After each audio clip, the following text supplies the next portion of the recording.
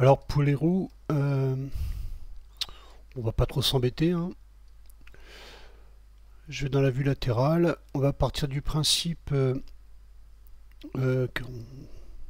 c'est une forme relativement simple. On n'a qu'à partir par exemple d'un tube.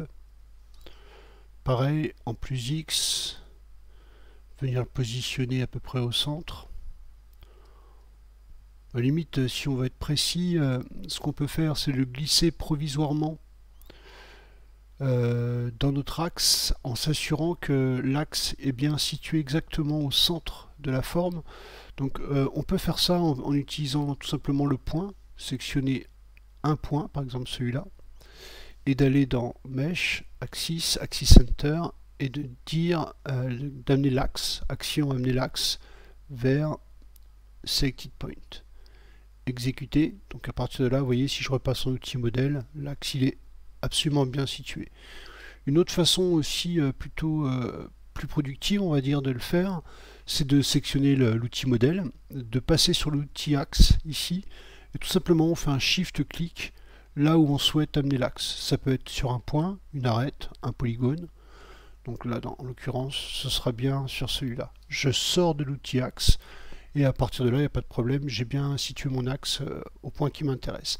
Alors quel intérêt? C'est que du coup, on peut placer notre tube dans le disque et en outil modèle, tout simplement mettre ses coordonnées à 0, 0 tab, 0 tab, 0, ce qui fait qu'elle vient se situer, excusez-moi, je suis en mode world, je vais passer en mode objet relatif, 0 tab, 0 tab, 0, il vient se situer exactement au centre, et à partir de là, on va pouvoir adapter.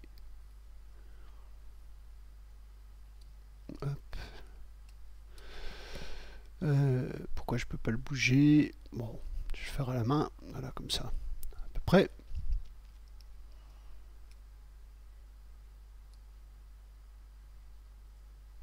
Bon, là il veut pas. Allez, 20 cm. Ok, histoire de rester à peu près dans la même configuration que ce qu'on a fait tout à l'heure au niveau des roues, je vais passer à 12. Comme ça on reste sur un maillage qui est bien aligné. C'est pas plus mal. Ok, donc il est un peu large, donc à partir de là, je vais le réduire. Et je vais le déplacer directement.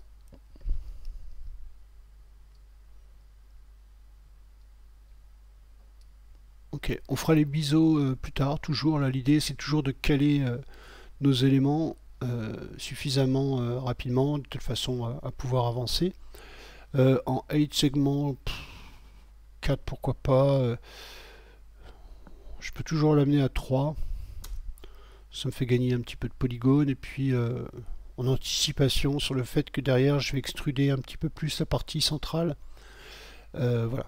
Ok, pour le deuxième, globalement, on a fait le job. On va juste s'assurer que notre axe sur celui-là est également situé sur le point.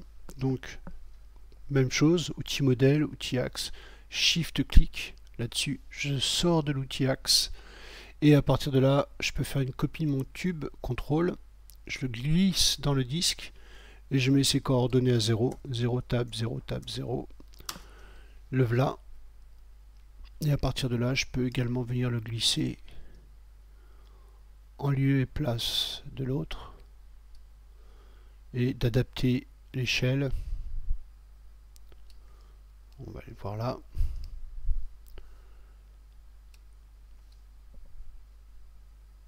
À tout à l'heure, je ne pouvais pas sectionner ce point-là parce que c'est celui que je dois voir ici. Donc je vais l'adapter ici. Et écoutez, on n'est pas si mal que ça. Donc je vois qu'il y a un petit écart entre les roues. Donc je vais plutôt me caler ici. Pour la partie avant et sur le tube arrière. Écoutez, ça me semble pas trop mal.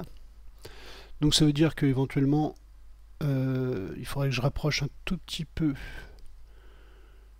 les points pour pas que ça rentre en collision avec la roue.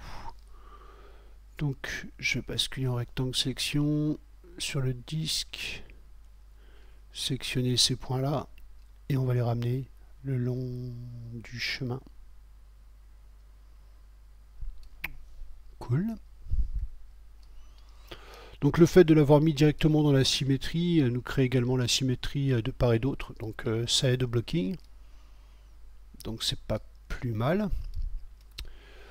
Ok, voilà pour les roues, on fera les clavettes dans la foulée, mais encore une fois, on en est à mettre en place un petit peu tous les volumes. Puis une fois que ce sera fait, ben, on ira un peu plus en détail. Allez, à tout de suite.